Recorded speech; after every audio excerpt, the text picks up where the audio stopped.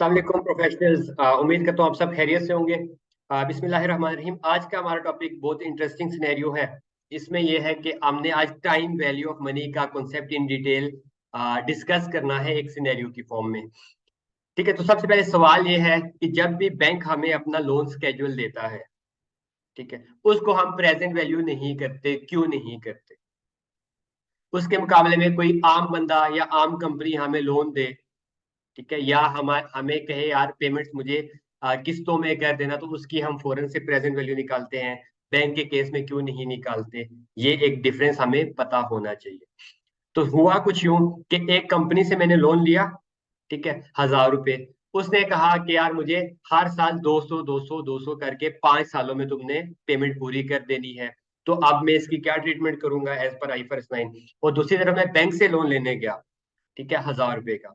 तो बैंक ने कहा ठीक है, 1,000 रुपया ले लो, लेकिन साथ में तुमने 5 सालों में पे कर देना, ठीक है, 200 200 200। लेकिन साथ में आउटस्टैंडिंग अमाउंट पर तुमने इंटरेस्ट भी पे करना है। तो अब मैं अपनी बुक्स में क्या रिकॉर्डिंग करूं? तो आइए देख लेते हैं कि एज पर टाइम वैल्यू ऑफ मनी का कॉन्सेप्ट इनकॉर्पोरेट करने के बाद एज पर IFRS 9 क्या फाइनेंशियल लाइबिलिटी रिकॉर्ड होनी चाहिए बुक्स में। तो दो सिनेरियोज है हमारे पास। पहला सिनेरियो है कि नॉन इंटरेस्ट बेरिंग, यानी कि उस बंदे को पता नहीं था, या वट एवर रीजन, जो भी आपकी कंपनी थी, रिलेटेड पार्टी थी, व्हाटसोएवर रीजन, उसने कहा कि यार तुमने मुझे 1,000 रुपए ही पूरे करने हैं, इंटरेस्ट का एलिमेंट नहीं लिया। उसने कहा ठीक है, 200 पहले साल दे देना, ईयर 2 में फिर 200, ईयर 3 में, एंड सो ऑन। यानी कि 5 सालों में आप सम करोगे तो 1,000 रुपया मुझे पूरा दे देना।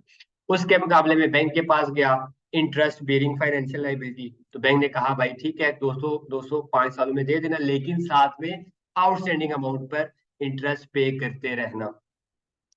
तो जब मैंने कहा ठीक है, 200 रुपया करके आपको पे करना है, तो इसमें टाइम वैल्यू ऑफ मनी का कॉन्सेप्ट अप्लाई करना है। यानी कि आपकी अगर किसी अकाउंटेंट ने या आपने फाइनेंशियल लाइबिलिटी को आपने ये एंट्री की है, अगर बैंक डेबिट किया है 1,000 रुपए से, और फाइनेंशियल लाइबिलिटी 1,000 से क्रेडिट की है, तो ये आपने गलत किया है। बिल्कुल ऐसा नहीं होना चाहिए। क्यों? क्योंकि जो पैसे की आज वैल्यू है वो फ्यूचर में वैल्यू नहीं होगी with the passage of time. तो हमने इसमें ये जूम किया कि इंटरेस्ट या इन्फ्लेशन, मुल्क में महंगाई 5% है, तो यानी कि जो 200 मैंने 1 साल बाद देना है, वो अगर आज ही दे दूं तो वो मुझे कितना देना पड़ेगा? 190। क्योंकि ये फार्मूला होता है ना, डिस्काउंटिंग करते हैं 1 + R⁴ तो आर क्या है? कोई भी सुटेबल डिस्काउंट रेट, जो कि हमारे केस में 5% है। तो यानी कि मैं आज जो चीज 190 की खरीद सकता हूँ, अगर मुल्क में 5 साल 5% महंगाई होती रहे हर साल, तो वही चीज जो मैं आज 190 की खरीद सकता हूँ, वो अगले साल मुझे 200 की पड़ेगी। एग्रीड। फिर ये 200 मैंने 2 साल बाद पे करना है। अगर आज ही इसकी वैल्यू निकालूं तो इसकी वैल्यू क्या आएगी? 181। यानी कि आज जो चीज मैं 181 की खरीद सकता हूँ, वो मैं 2 साल बाद 200 की खरीदूंगा। फिर इसको 3 साल पे डिस्काउंट किया, इसको 4 साल पे डिस्काउंट किया, और इसको 5 साल बाद। यानी कि आज मैं 156 रुपए दे के अपनी जान छुड़वा सकता हूँ, मैंने फ्यूचर में 200 देने हैं। ठीक है, क्योंकि वक्त के साथ साथ पैसा अपनी कीमत खो रहा है। तो इन सब की हमने प्रेजेंट वैल्यू की, तो हमें पता चला कि यार आज की डेट में हमारी लाइबिलिटी, हमारे ऊपर 866 की ओब्लिगेशन है। तो जिसने ये एंट्री की है वो रॉन्ग की है। हकीकत में ये एंट्री होनी चाहिए कि आपने बैंक को तो 1,000 ही लिया है, आपने बैंक का, साथ में आपने फाइनेंशियल लाइबिलिटी रिकॉर्ड करनी है, लेकिन वो किससे रिकॉर्ड करनी है? With that amount 866। और बाकी जो है वो समझो आपका इंटरेस्ट का एलिमेंट है, तो वो आपको इंटरेस्ट इनकम बुक कर सकते हैं, जो भी इसका डिफरेंशियल है।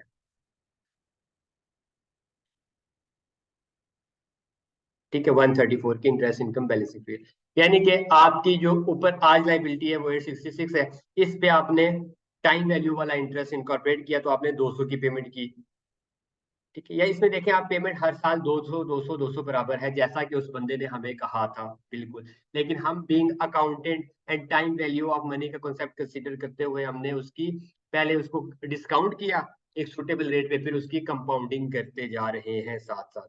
यानी कि ओवर द पीरियड आप देखेंगे 134 का ये इंटरेस्ट, जो आज हमने इंटरेस्ट इनकम बना लिया है, ओवर द पीरियड आपको इंटरेस्ट एक्सपेंस की फॉर्म में पे करना पड़ जाएगा 134।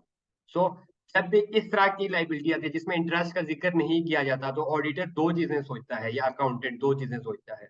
एक तो टाइम वैल्यू ऑफ मनी का कॉन्सेप्ट कि क्या एज पर IFRS 9 उसकी प्रेजेंट वैल्यू पर या फेयर वैल्यू पर वो रिकॉर्ड है कि नहीं। और दूसरी चीज है करंट वर्सेस नॉन करंट। तो इसमें मैंने 200 रुपया देना है 12 महीने के अंदर, तो वो करंट आ जाएगा, बाकी ये 800 मेरा नॉन करंट लाइबिलिटी फाइनेंशियल में आ जाएगी।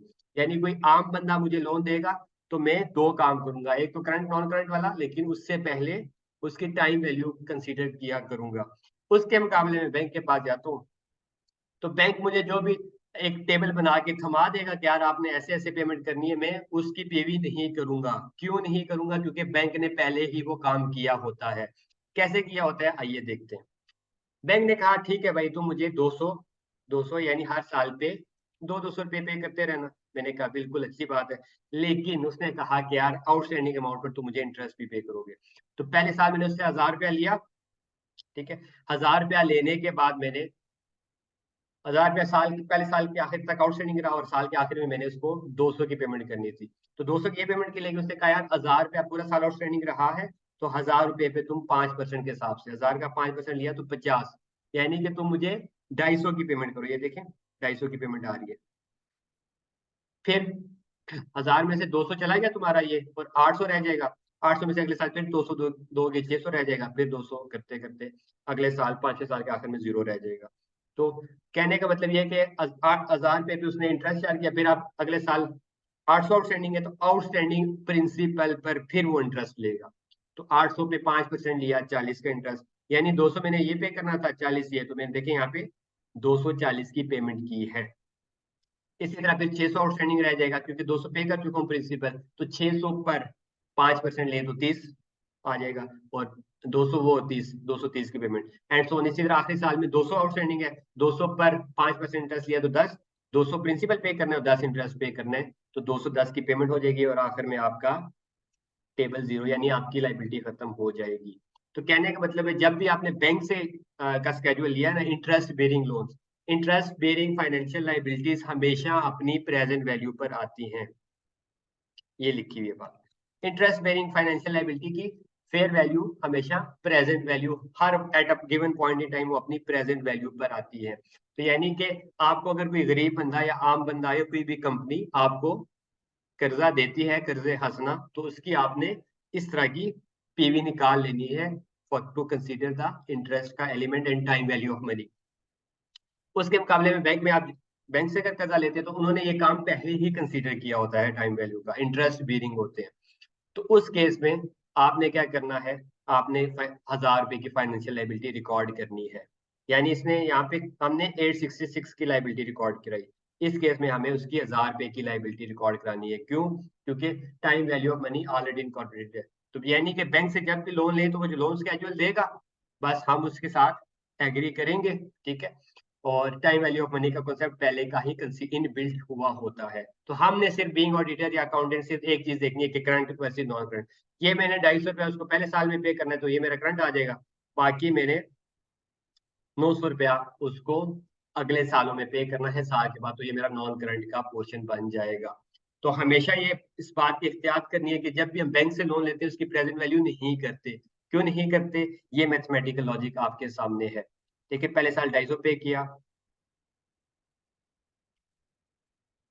250, फिर अगले साल 240 है, 240 है, फिर 230 है, 230 है, 220 है, 220 एंड 210।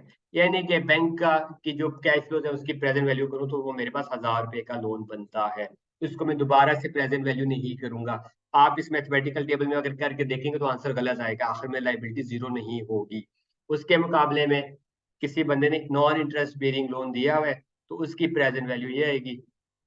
अगर तो वो पहले दिन 1000 की लाइबिलिटी बुक करता है तो समझो उसने गलत बुक किया हुआ है, उसको ये एंट्री करनी चाहिए।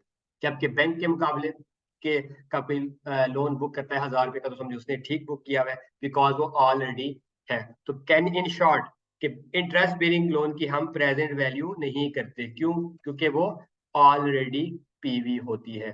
So this was the mathematical concept for the time value of money.